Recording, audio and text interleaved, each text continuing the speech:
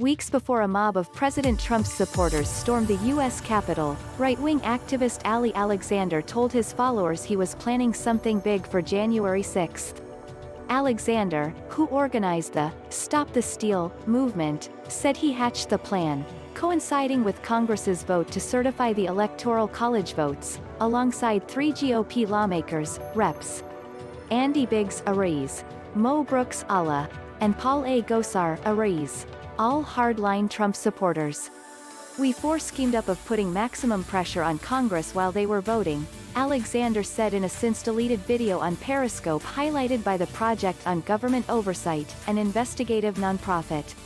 The plan, he said, was to change the hearts and the minds of Republicans who were in that body, hearing our loud roar from outside. After riots inside the Capitol left 5 people dead, and Alexander and his group were banned from Twitter this week, those 3 GOP lawmakers are now under increasing scrutiny over their role in aiding the right-wing activist. In a statement to the Washington Post, a spokesman for Biggs said the congressman had never been in contact with Alexander or other protesters and denied he had helped organize a rally on January 6.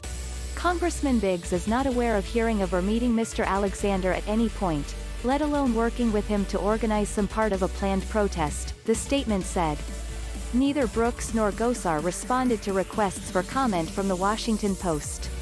But in a lengthy, defiant statement on Wednesday, the Alabama lawmaker insisted he also bore no responsibility for the riot.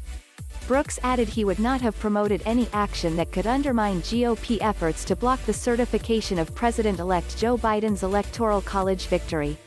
"I take great offense at anyone who suggests I am so politically inexperienced as to want to torpedo my honest and accurate election system effort I spent months fighting on," Brooks wrote. Videos and posts on social media suggest links between all 3 Republicans and the right-wing activist. Alexander, a felon who has also been identified in media reports as Ali Akbar, gained a large following by live-streaming monologues in which he professed his conservative views and support for Trump. Speaking to Politico magazine in 2018, he called himself an interpreter of energy for this period.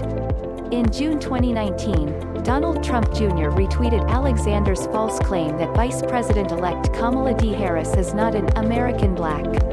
The following month, Alexander attended a social media summit at the White House, alongside a number of far-right figures who had accused companies of anti-conservative bias.